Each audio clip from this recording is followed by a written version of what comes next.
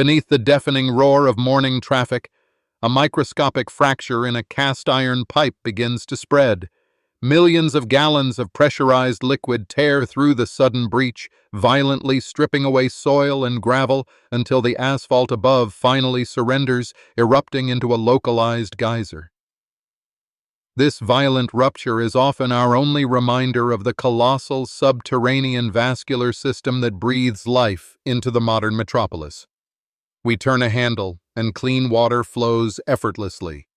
We pull a lever, and waste vanishes into the void. Yet the mechanism facilitating this daily miracle is an astonishing feat of civil engineering, a sprawling labyrinth of interconnected conduits, pumps, and treatment facilities hidden just beneath our feet. It is an unseen grid of staggering complexity, operating ceaselessly to hold the chaos of urban existence at bay. The journey of a single drop begins far beyond the city limits, often in silent, sprawling reservoirs or deep, ancient aquifers. Capturing this raw resource requires monumental infrastructure, utilizing massive intake towers that draw millions of gallons into the beginning of the network. This raw liquid is heavy, relentless, and teeming with organic matter, demanding immediate and rigorous intervention before it can safely reach a human population. Moving this immense mass of water presents a profound logistical hurdle.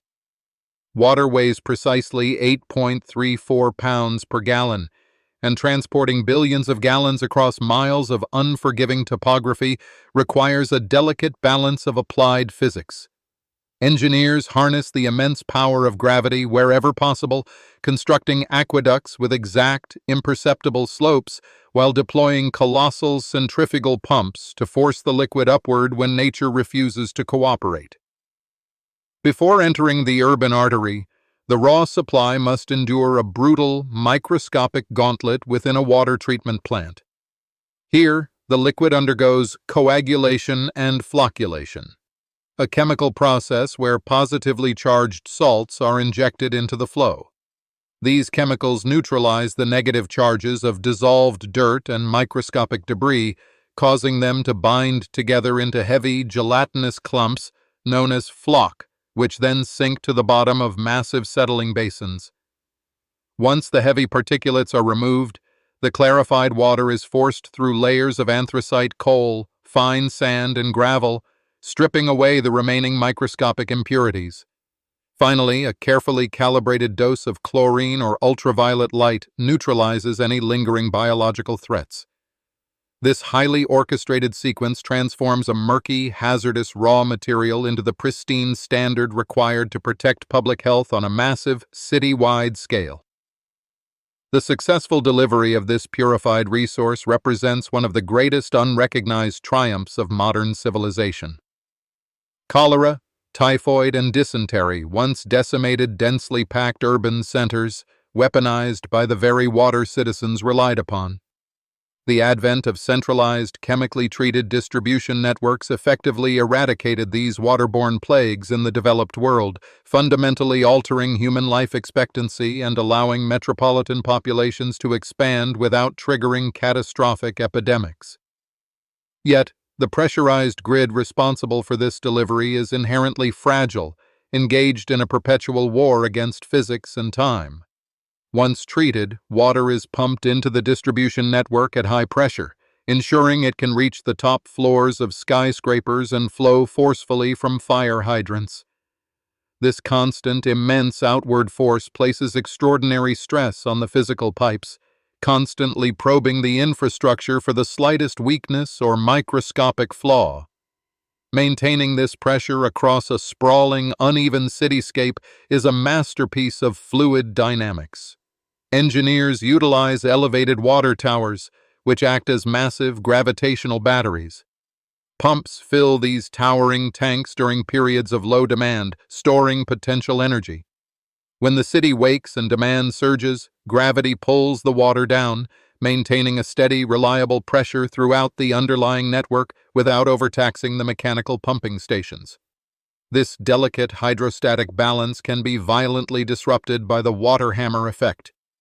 If a massive valve is closed too quickly or a heavy pump fails, The sudden change in momentum sends a devastating high-pressure shockwave ricocheting backward through the enclosed system. These hydraulic shocks possess enough kinetic energy to shatter massive cast iron mains, instantly transforming a localized mechanical failure into a catastrophic infrastructure collapse. The moment water exits the tap and slips down the drain, it crosses a critical threshold, entering the dark mirror of the distribution network, the wastewater system. This secondary, entirely separate subterranean labyrinth is designed to capture and transport the inevitable byproduct of human existence. It is a harsh, unforgiving environment, carrying a toxic slurry of biological waste, harsh chemical detergents, and urban runoff away from the vulnerable population. Unlike the highly pressurized supply lines, the sanitary sewer relies almost entirely on the silent, unrelenting pull of gravity. Civil engineers meticulously calculate the exact slope of these subterranean pipes, ensuring the wastewater flows at a self-cleansing velocity. If the slope is too steep, the liquid outpaces the solid waste, leaving blockages behind. If it is too shallow, the entire foul mixture stagnates, generating lethal accumulations of hydrogen sulfide gas. Navigating this subterranean environment is fraught with unique, often repulsive hazards. The modern sewer faces an escalating war against synthetic materials and coagulated fats. When flushed wet wipes entangle with disposed cooking oils, they calcify into massive, rock-hard obstructions known as fatbergs. These monstrous subterranean blockages choke the massive arterial sewers, forcing raw, untreated sewage to back up into streets and homes, creating immediate public health emergencies. The architecture of older cities introduces another severe complication: the combined sewer system. In these aging networks, both domestic wastewater and storm runoff share the exact same pipe. During a heavy downpour, the sheer volume of rainwater overwhelms the system's capacity. To prevent the sewage from geysering out of manholes, the network is designed to intentionally overflow, discharging a toxic mixture of raw waste and rainwater directly into nearby rivers or oceans. When the wastewater successfully navigates the subterranean labyrinth, it arrives at a treatment facility, a marvel of biological engineering designed to reverse the contamination. The process begins with brutal mechanical screening, where massive metal grates tear away the largest debris. The flow then slows in vast grit chambers, allowing heavy inorganic materials like sand and gravel to settle out, protecting the sensitive downstream pumps from being shredded by the abrasive slurry. The true genius of wastewater reclamation lies in the secondary treatment phase, which harnesses the power of controlled biological warfare. The nutrient-rich sewage is pumped into massive aeration tanks, where it is aggressively churned and injected with oxygen.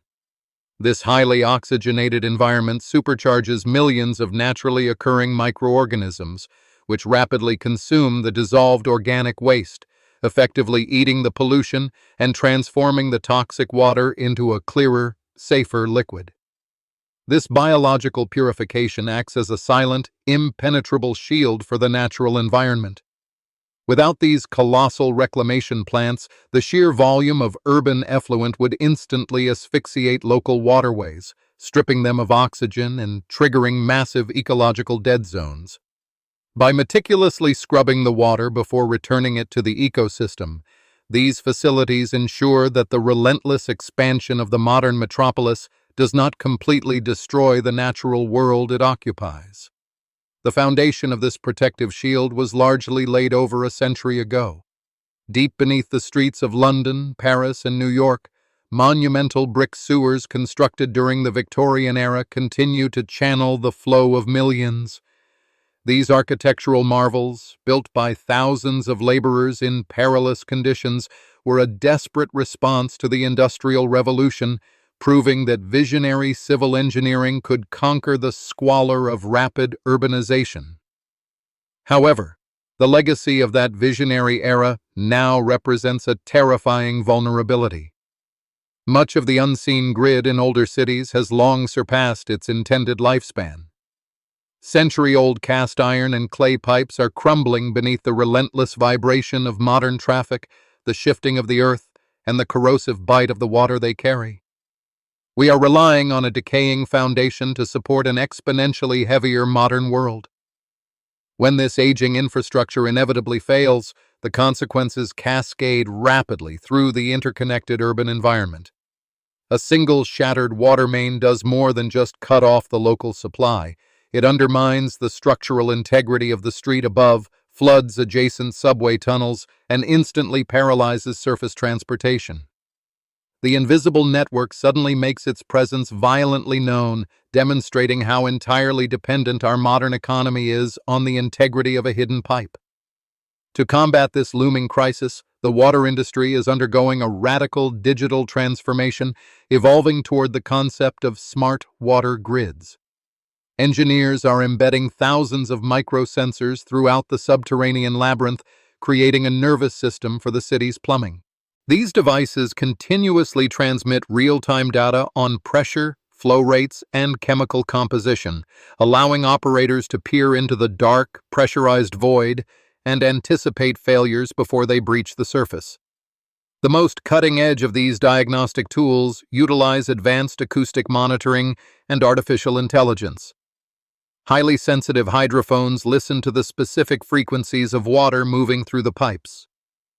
By analyzing these complex soundscapes, AI algorithms can detect the distinct, high-pitched hiss of a microscopic leak miles away, identifying a structural weakness with pinpoint accuracy.